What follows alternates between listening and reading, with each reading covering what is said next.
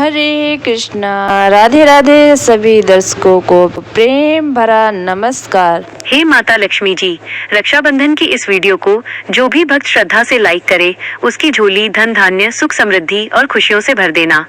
माताओं और बहनों, रक्षाबंधन के दिन भूल कर भी अपने मायके से ये 3 चीजें ससुराल लेकर न आए। मान्यता है कि ऐसा करने से पति की मृत्यु हो सकती है, घर की सुख शांति भंग हो सकती है, आर्थिक परेशानियां बढ़ सकती हैं और दाम्पत्य जीवन में कठिनाइयां आ सकती हैं।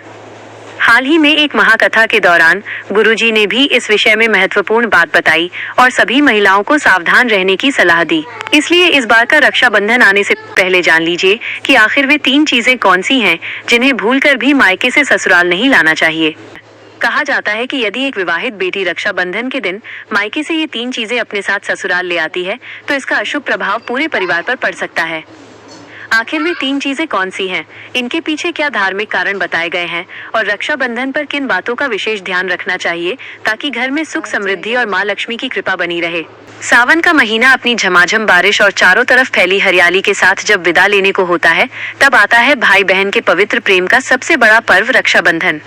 ये सिर्फ रेशम के एक धागे का त्योहार नहीं है, बल्कि ये 2 दिलों के उस विश्वास की डोर है जो कभी टूट नहीं सकती। इस दिन बहन अपने भाई की कलाई पर रक्षा सूत्र बांधती है और भाई जीवन भर उसकी रक्षा का वचन देता है। लेकिन क्या आप जानते हैं कि इस पावन दिन की अपनी कुछ प्राचीन मर्यादाएं और पौराणिक कथाएं हैं?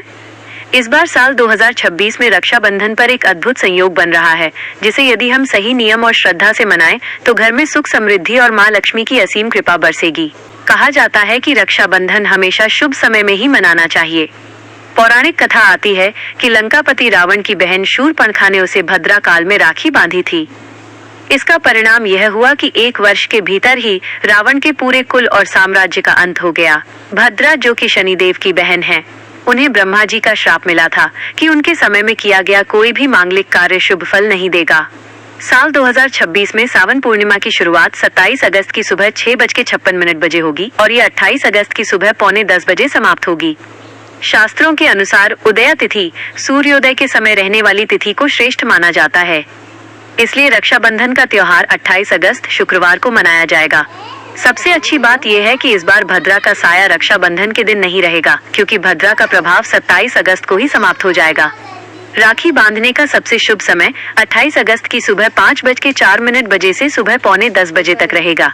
बस ध्यान रहे कि सुबह 11:15 बजे से दोपहर 12:20 बजे तक राहु काल रहेगा, उस दौरान राखी ना बांधें। थाली का श्रृंगार और पूजा की पावन विधि। रक्षाबंधन के दिन सुबह सुबह स्नान करके स्वच्छ और सुंदर वस्त्र पहनना चाहिए। ध्यान रखें कि इस दिन काले वस्त्र पहनने से बचें। इसके बाद एक सुंदर सी थाली सजाएं।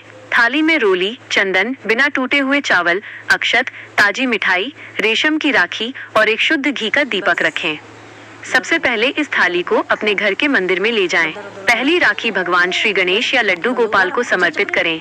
इसके बाद भाई को पूर्व या उत्तर दिशा की ओर मुख करके बिठाएं और बहन स्वयं पश्चिम दिशा की ओर मुख करे। बहन सबसे पहले भाई के माथे पर रोली और चंदन का प्रेम पूर्वक तिलक लगाए, अक्षत चढ़ाए और दीपक से आरती उतारे।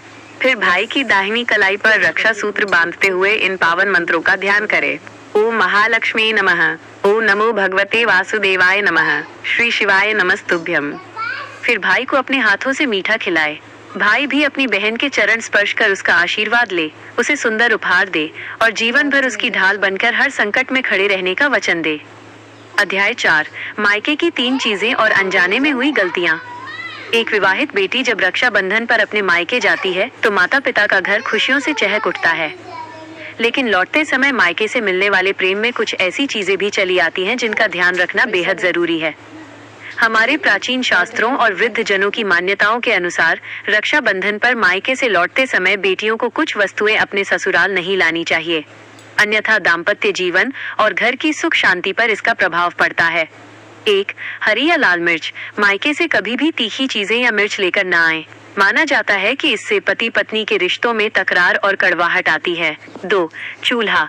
बेटी को कभी मायके से चूल्हा नहीं देना चाहिए। इसका अर्थ परिवार में अलगाव या चूल्हा अलग होने का संकेत माना जाता है। 3. धारदार वस्तुएं, कैंची, चाकू। मायके से धारदार चीजें लाने से रिश्तों में तनाव बढ़ता है।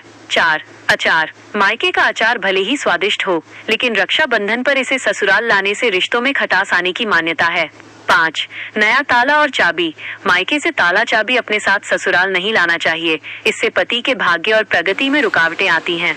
मायके से हमेशा मीठी चीजें, फल, वस्त्र या ड्राई फ्रूट्स लेकर आएं, जो आपके घर में मिठास और खुशहाली लाएं. अध्याय 5. सात्विकता, प्रेम और एक चमत्कारी उपाय. रक्षाबंधन के दिन घर का माहौल पूरी तरह सात्विक होना चाहिए. इस दिन घर में प्याज, लहसुन या तामसिक भोजन न बनाएं. कढ़ाई चढ़ाकर खीर, पूरी, हलवा और सेवइयां जैसी मीठी और सात्विक चीजें बनाएं, क्योंकि माना जाता है कि इस दिन साक्षात ईश्वर भी आपके घर में प्रेम भाव देखने आते हैं. भाई के भाग्य को चमकाने का चमत्कारी उपाय. राखी बांधने के बाद बहन अपने हाथ में कुछ रुपए लेकर भाई के सिर के ऊपर से 7 बार उतारा वारे. इसके बाद उन रुपयों से एक नई राखी खरीदे और उसे ले जाकर किसी पीपल या बरगद के वृक्ष पर श्रद्धापूर्वक बांध दे. वृक्ष को तिलक लगाएं और मीठा अर्पित करें. तंत्र शास्त्र और मान्यताओं के अनुसार इस छोटे से उपाय से भाई पर आने वाली हर बड़ी विपत्ति, नजर दोष और आर्थिक संकट टल जाता है.